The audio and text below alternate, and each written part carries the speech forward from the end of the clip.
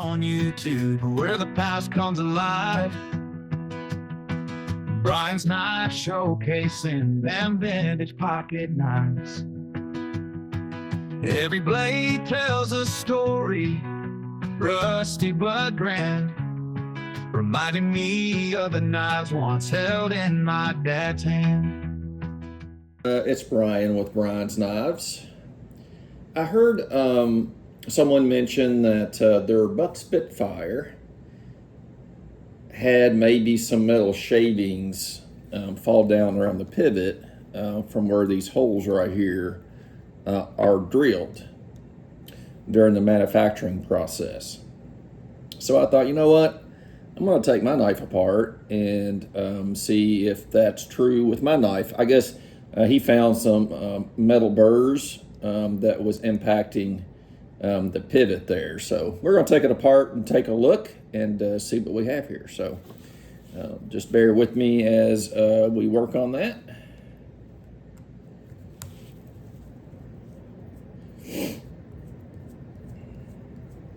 And in full disclosure, I took this apart earlier, but somehow none of my video actually filmed. So this is kind of a repeat here, but still worth doing.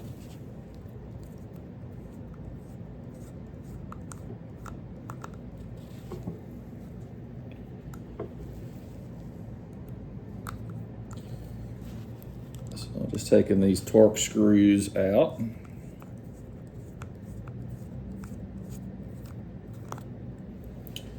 And while we're doing that, we'll go ahead and switch to the larger one here for the pivot. So we've got the pivot.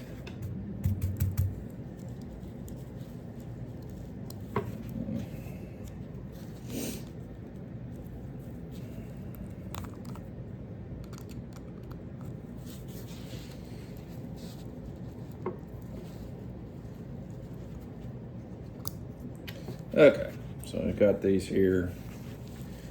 See what happens. So I take a look at the knife. So you can see the knife inside, and this would be the area that he was talking about here. Mine feels pretty smooth. I don't feel any kind of burrs or anything on either end of the knife. So that's good. I did go ahead and re-oiled the pivot here a bit, but it all looks clean. I mean, you see a little bit of lubrication there, and that's exactly how the knife looked. The only thing I did was drop a few drops of oil back on the pivot here. So I'm glad to know that for the most part, you know, or completely in my case, there's nothing to be concerned about in this Spitfire. Now, it could be that, you know, manufacturing changed somewhere along the way. Who knows what may have happened with the other knife, but I thought it'd be good just to take a look. And if nothing else, you can see the insides of a Buck Spitfire and how easily these do come apart. So you can see the simple mechanism that allows the knife to work. So you can see how this works here for the lock back. But yeah, pretty nice little knife. I've always liked the Spitfire, and I'm just going to add, I think, some Loctite on these and put it back together. Okay, I got some Loctite here in a stick form. So just gonna start and put the knife back together, as you can see there, and we're just going to put a little bit of Loctite on each of these.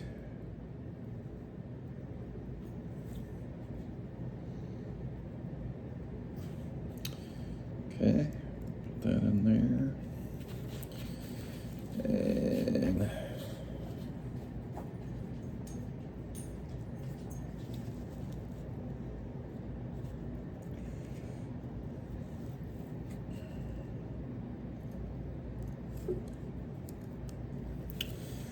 And same thing with this one.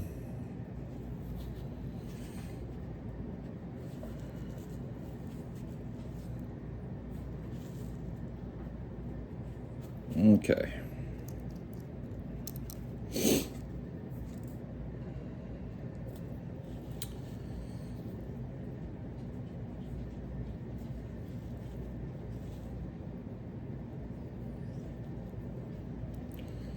Okay.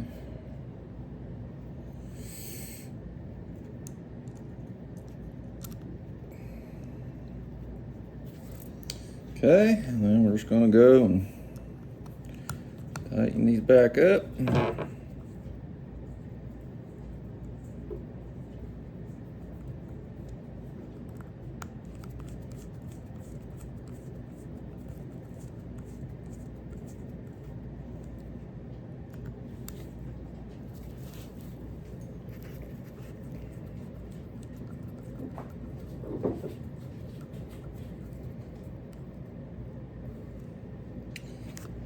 Let's see here, and then I can switch this out and do the same thing.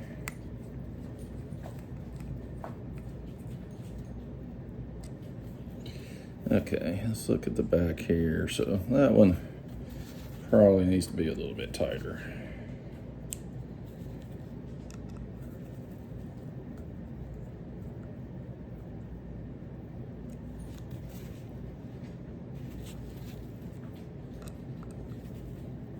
I want to over tighten these or it'll make this sluggish. Yeah, it's still too tight. Let's see, switch this out real fast. I'm going to loosen these just a hair too.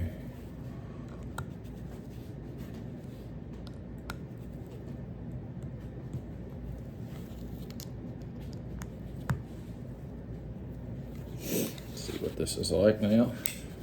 That's pretty good. Yeah.